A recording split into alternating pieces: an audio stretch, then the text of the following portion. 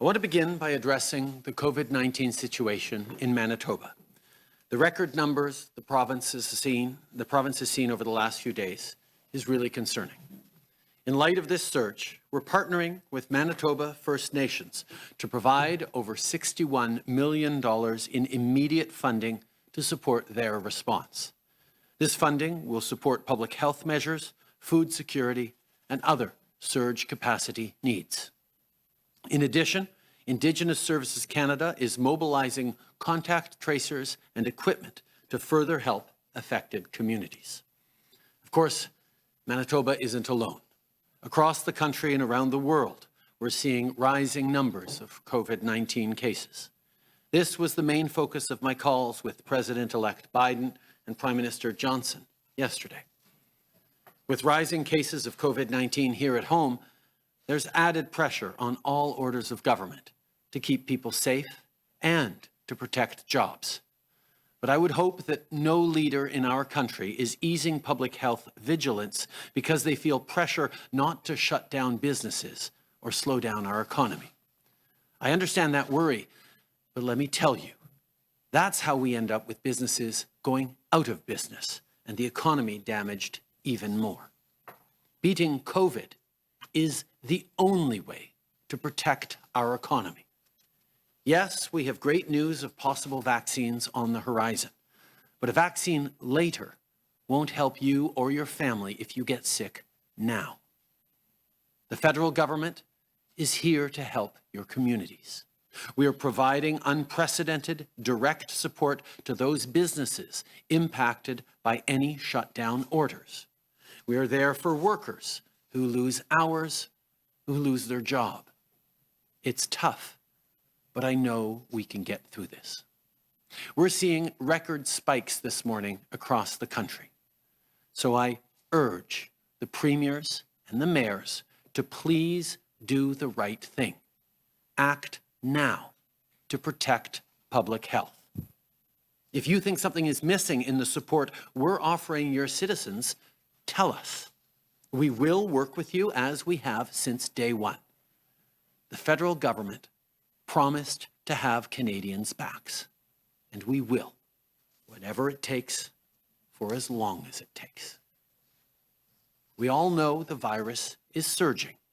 So once again, I'm asking all Canadians to please follow your local public health guidelines.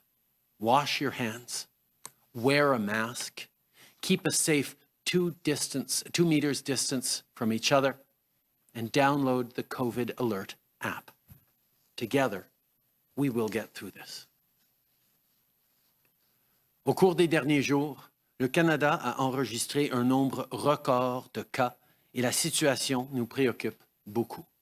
Le virus se propage rapidement et c'est pourquoi on doit continuer nos efforts. Alors, s'il vous plaît, suivez les conseils de vos autorités de santé publique. Lavez-vous les mains, portez le masque, gardez une distance sécuritaire de 2 mètres avec les autres et téléchargez l'application gratuite Alerte COVID. C'est en travaillant ensemble qu'on va passer au travers de cette crise. Job one right now is keeping people safe. So whether it's by buying more PPE or helping to ramp up testing, that's what our government is focused on. Over the past few days, we've provided over 1.2 million pairs of nitrile gloves to workers on the front lines, with millions more to come. We've also provided over 3.3 million rapid tests to the provinces and territories, with more on the way.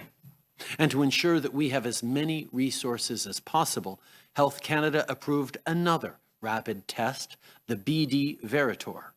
This is a handheld device that can process a test in just over 15 minutes. Canada has a contract for 7.6 million of these tests overall, with millions arriving before the end of this year.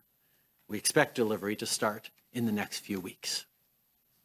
À ce jour, nous avons fourni plus de 3,3 millions de tests de dépistage rapides aux provinces et aux territoires, et plusieurs autres suivront. Et pour assurer notre accès au plus grand nombre de ressources possibles, Santé Canada a approuvé un autre outil de dépistage rapide, le BD Veritor. Il s'agit d'un appareil portatif qui peut effectuer un test en un peu plus de 15 minutes. Le Canada a conclu une entente pour obtenir 7,6 millions de ces tests au total, avec la livraison des premiers millions prévus pour les semaines à venir. Finding a safe, effective vaccine is vital to stop the spread of COVID-19.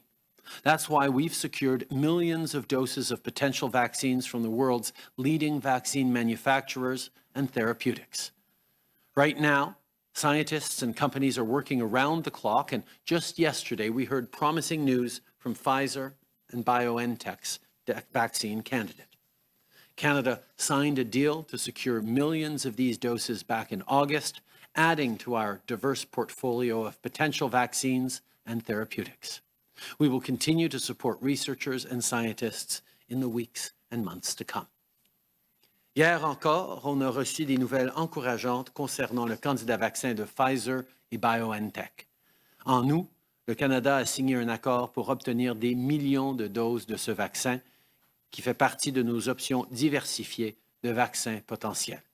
Nous allons continuer de collaborer avec les scientifiques et lorsqu'un vaccin sera approuvé, nous allons être prêts. Since the start of this pandemic, we've seen Canadian companies step up to make personal protective equipment. And as a part of our Made in Canada plan, we've been supporting businesses like General Motors in Oshawa to do just that. So far, they've made nearly 5 million masks for people right here at home. These masks are made by Canadians for Canadians. And the production of these essential pieces of PPE are creating good jobs.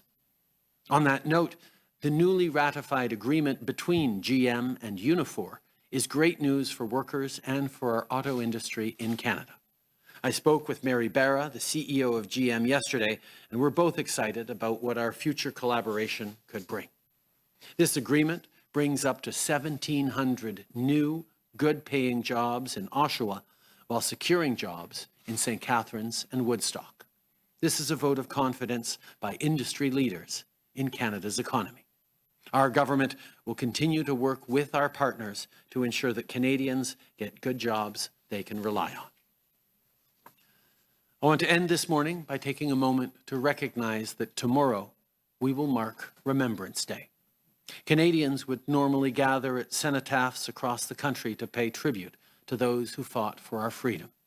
People would gather at local Royal Canadian Legions to thank the heroes who kept this country strong and free. But this year will be different. COVID-19 means many ceremonies are online. Many veterans are staying at home. And too many of the legions that provide support for them are facing tough times themselves. Our veterans served Canada with honor and valor. They stepped up for us, and now we must step up for them. So today, I can announce that the Government of Canada is providing $20 million to create the new Veterans Organizations Emergency Support Fund. This fund is designed to help veterans organizations keep providing services.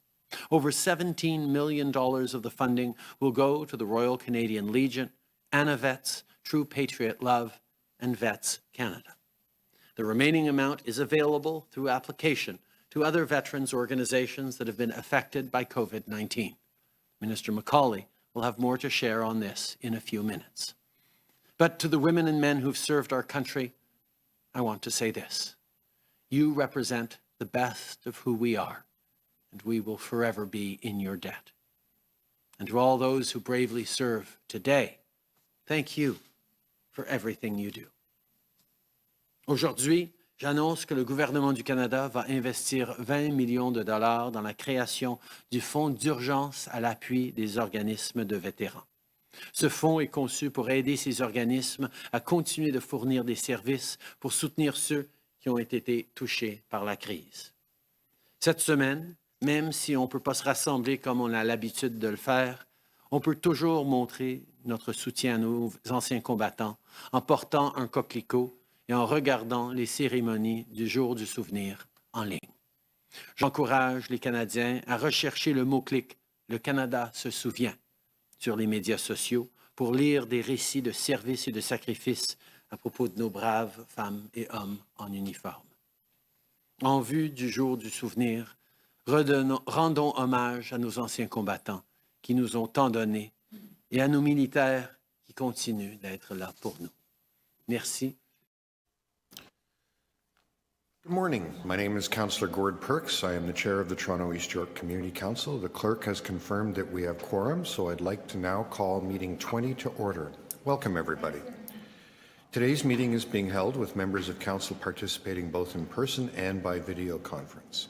City staff are also connected to the meeting by video conference. As City Hall remains closed to the public, to participate electronically, you can watch the meeting streaming live on YouTube at youtube.com/Toronto City Council Live. I ask everyone for their patience with any delays and technical issues. The clerk's staff have connected all registered speakers to the meeting by audio. The list of speakers can be viewed online by visiting the Toronto East York Community Council page at toronto.ca/council and clicking the speakers box for today's meeting.